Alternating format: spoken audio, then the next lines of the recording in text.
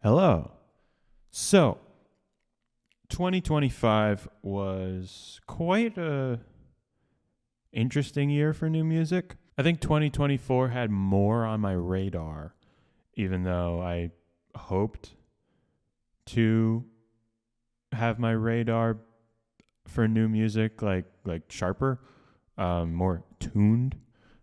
But when I sat down and said, okay, based on a little bit of research and my memory, what came out this year? I got about 25 albums that I could think of that I listened to all the way through, maybe, and then a couple that were new, like the last week or two. I discovered this is the my top 10. So I just want to shout out my friends in Via.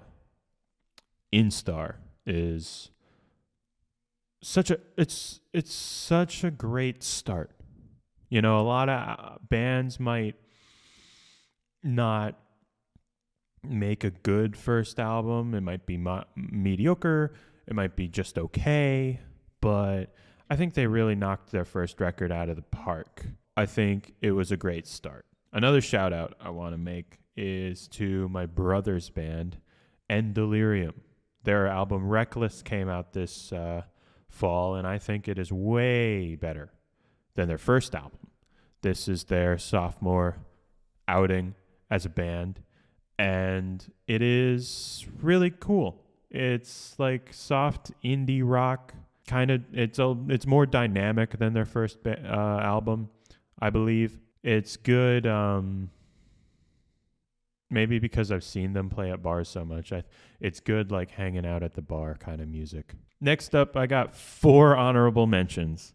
First of all, Green Carnation, A Dark Poem Part 1. That album was a surprise because I'm not a huge Green Carnation fan. I didn't even know it came out this year. I don't know when it came out this year. But it was really good. A Slave That You Are. It's a really fantastic song. I was not expecting blast beats and screaming to open up a song, and that song really grabbed my attention the most. And also, the album went by so fast that I needed to listen to it again. With music, I mean, sometimes that's a good thing because it gets people to listen over and over. Next up, honorable mention, Cosmic Cathedral's Deep Water. This is a pretty phenomenal album. I like Neil Morse. I'm not a huge fan of his lyrics, and I'm not talking about philosophy-wise. Like, philosophically, it's fine. I just think that his lyrics are a little too direct, and his metaphors are a little, like, he tries to be metaphorical, but it's, like, really obvious metaphors. And I'm the kind of person that kind of likes metaphors to be like, you got to think about it. And I mean, his lyrics don't strike me, but his music does. And then we got Phil Keaggy on guitar. He's been a favorite of mine since childhood. My parents, huge Phil Keaggy fans. I've seen him at least once live, maybe twice. Next up, we got Gazpacho, Magic 8 Ball. And it's not my favorite Gazpacho album. I think Night would be my favorite Gazpacho album. What was their 2020 album? That would be second. Fireworker, I think it's called, or just Firework. I'm not a huge Gazpacho fan, but I really appreciate their music, and I listen to Night a lot. Not their whole discography, but like Night, I find myself returning to a lot.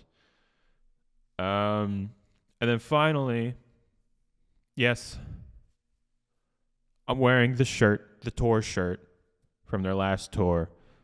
King Gizzard and the Lizard Wizard's Phantom Island. Only an honorable mention. It's not their worst. It's not their best. It's somewhere in the middle. And if it weren't for the fact that Flight B741, is that the name of it? The last album, the 2024 release. if that wasn't so disappointing for me, this would have been more disappointing, but it was a pleasant surprise that they seemed to be swinging back up from what I thought was their weakest album. And I think on the ranking video, I put it in F tier. It's my least favorite album of theirs by far. And Phantom Island is a bit of an upswing. It's not their worst by quite a few albums I'd put underneath Phantom Island if I were to rank it. It's with an orchestra. I saw them live perform the whole thing with an orchestra. I think that was a better experience than just listening to the album. I was a little underwhelmed with the orchestral elements. I was hoping for it to lean more towards classical, and maybe a little jazz. And it kind of makes it there. There's some atonal stuff going on, which I really love. There's some jazzy stuff, of course, but a lot of it is bluesy. I'm not a huge blues fan. I think it's a bit repetitive as a genre, and blues is one of those genres that it props up the lyrics, the music is there to sustain lyrics and tell a story, right? And the lyrics here are a little weak. I'll be honest, not as weak as Flight B741, but I hope I'm saying that one right.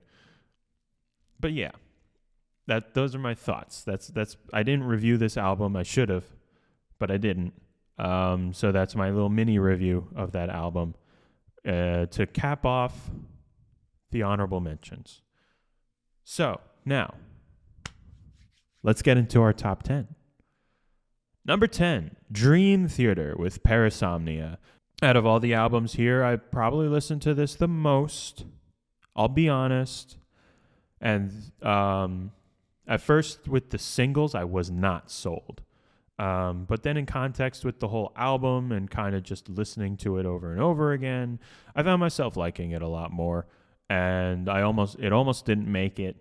It almost didn't make it. But then when I thought about it, I'm like, I have it on CD.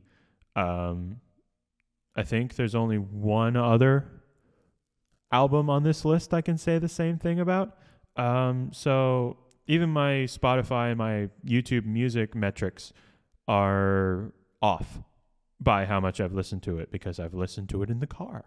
It's good. It's better than anything since Octavarium, honestly.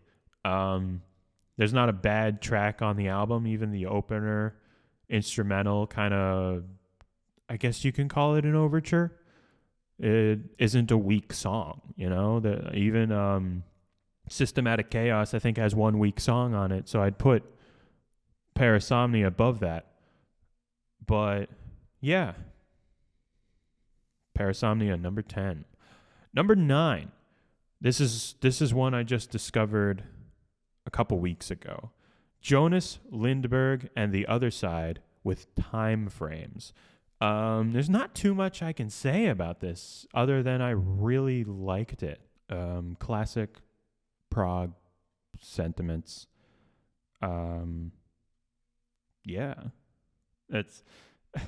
It starts off with a 12-minute epic, and then it ends with the long, almost 20-minute epic. I forget how long it was, but it's a really good, cool experience, and I recommend it if you've never heard of it.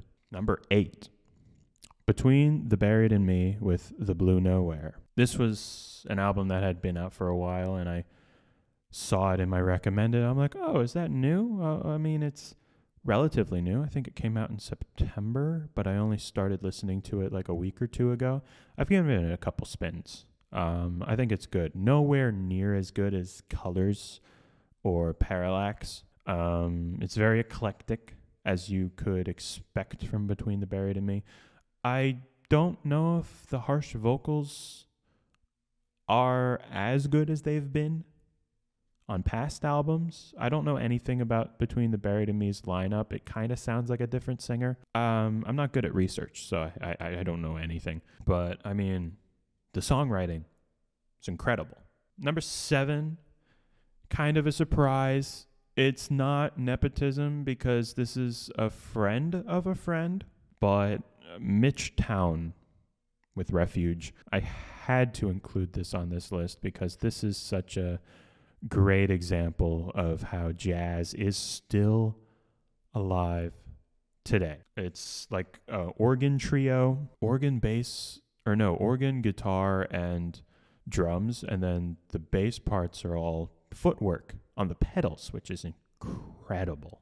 If you love jazz, it's got elements of bebop, it's got elements of fusion, some elements of funk thrown in there. It's really good. I doubt you've heard of it, but you need to listen to it. Number 6. This is going to annoy somebody I know. But La Dispute with No One Was Driving the Car. I have such a soft spot for this band. I don't usually listen to music like this. I find it irritating and annoying and whiny. But I think musically, it's very dynamic, very unique. And then lyrically, I think it's so poetic. And these guys stand apart from this genre of kind of emo punk, art punk, simply because the lyrics are so good. They're so descriptive. They paint such a wonderful picture. They can be so dark and depressing, and it's kind of like my depression music almost. And this album is just as good as any of their others. I was a little afraid. I heard they were coming out with a new album, and I was a little afraid. I was like, oh no. All their past albums have been great. This might be their first meh album, and it wasn't. I really enjoy it. There's a lot of religious themes going on this album. You got to listen to it. The lyrics are vague, but also very descriptive at the same time. And the music might not be their best musically, but lyrically, I think it's on par with the rest of their catalog. Number 5, Catatonia with Nightmares as Extensions of the Waking State. This album was such a shocker because I love a couple Catatonia albums near and dear to my heart. And the rest of the catalog kind of sits in with good listening experience, but unmemorable. But this album really transcends that because it's one of their darkest. It's very sinister, you know. At least for a while, it's their most sinister. I love it. It's such a cool soundscape, you know. Even if none of the songs really stand out compared to the others, it doesn't really make it bad. It just kind of makes it an album experience, even if I don't think it's a concept album, but I don't know if I can listen to any of these songs individually. I feel like I have to just put this album on and listen to the whole thing because it really is an experience. Number 4, very, very last minute addition. Moron Police with Pachinko, a concept album about a guy who gets turned into a pachinko machine. What a wacky... I've heard of Moron Police. This is my first time listening to them. I haven't even gotten to the rest of their catalog because I've just been listening to this one over and over and over and over and over again for the last week. It is that good. For fans of Haken, for fans of The Deer Hunter, it's very theatrical, but not like theatercore, if you know what I mean. It's not quite theatercore. It balances really well between metal and theatercore. It's not too cheesy, but it's clearly like tongue-in-cheek. It's not taking itself too seriously, which probably is why it doesn't lean into theatercore all that much, because I feel like theatercore does take itself too seriously. But yeah, I don't know what to say other than I just really, I mean, it's number 4 out of the year. Phenomenal stuff. Number 3, my friend that I upsetted earlier, this is my I'm sorry, but not really, because this deserves this spot. Tamino, Every Dawn's a Mountain. Never heard of him. Didn't know this album was coming out. Didn't know this album came out. And then the guitarist in Radiant Quest with me, actually the guy that plays in Via, he just sends me this. And he's like such a metal guy that the first song plays and I'm floored. It's the best singer-songwriter music I've heard since I heard Riverman by Nick Drake. It reminds me of Nick Drake. It reminds me a little bit of Jeff Buckley. Especially when he gets into his high register, he starts to sound a little bit like Jeff Buckley. You can tell he liked Jeff Buckley. But it's a lot more intimate than Jeff Buckley's music. You know, Jeff Buckley had a band and he could use the band. It's strings. That's why it reminds me of Nick Drake the most. This is it still every time I listen to it, feels like I'm listening to it for the first time. There's so much happening, and yet so little. It's not minimalist. It's intimate, even though there's strings, and there's even a song featuring Mitski, which is someone I know. So that was interesting. I've heard of her. I almost need to make a full video just talking about it, because this album makes me so happy that music like this exists. I feel like that's the best way I can put it. I can't really elaborate on that any further, if that makes sense. Yeah, so that's number 3. Number 2, I had this, I'm going to be honest, the top 3 spots I was rotating a couple times. This was number 1 at one point. This was number 3 at one point, and I settled at number 2. Lunatic Soul with The World Under Sun. This might be one of my favorites from Marius. It is so haunting and beautiful, and sometimes it's a little disturbing. Not quite the way Catatonia gets, but in a Riverside way. Because if you don't know, this is one of the side projects of Marius Duda from Riverside, the bassist / singer. And if you're familiar with Riverside and not familiar with Lunatic Soul, you really need to listen to this. This is some of Marius's best work, and just hearing some of the elements of Riverside, but some new stuff feels, you can tell he's a very eclectic man. He likes a bunch of different stuff. There's some synth work, there's some guitar work. It gets a little heavy at some points. Not too heavy. Heavy in comparison to the whole album. It is a real treat to listen to, and I'm so happy that it kind of mixed what we've heard in the past from Lunatic Soul together really well, and just makes it feel like it's a further extension of his work, and it's not dropping in quality at all. It's number 2. There's only one album I thought that came out this year that was better. Number 1, this may not be a shock. This may be no surprise at all. If you follow the channel, if you're friends with me in real life, this is going to be the most obvious pick. Number 1, The Reticent with Please. I'm not going to talk too much about it. I love this. I got a signed copy of the CD. It did not disappoint when I finally got it.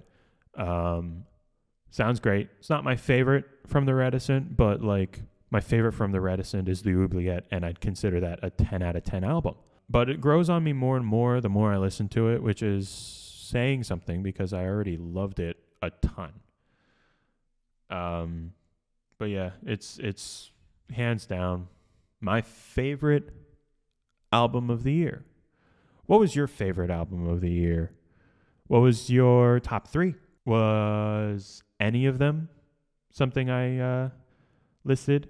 Like I said, I couldn't really list more than 25 albums that came out this year. There were some bands that I was hoping would make it to the list, but then listening back, you just couldn't make it to the list. There was some disappointments this year.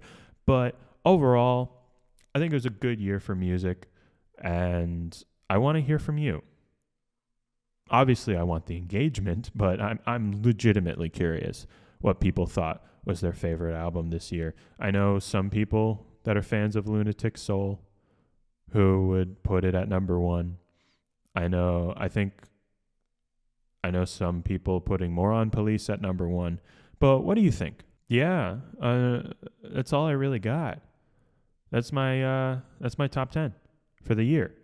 I also want to congratulate one more time Via and End Delirium on their releases this year. Phenomenal stuff. Until next time, this has been the top 10 albums of 2025. Yell at me about how wrong I am in the comments. And see ya.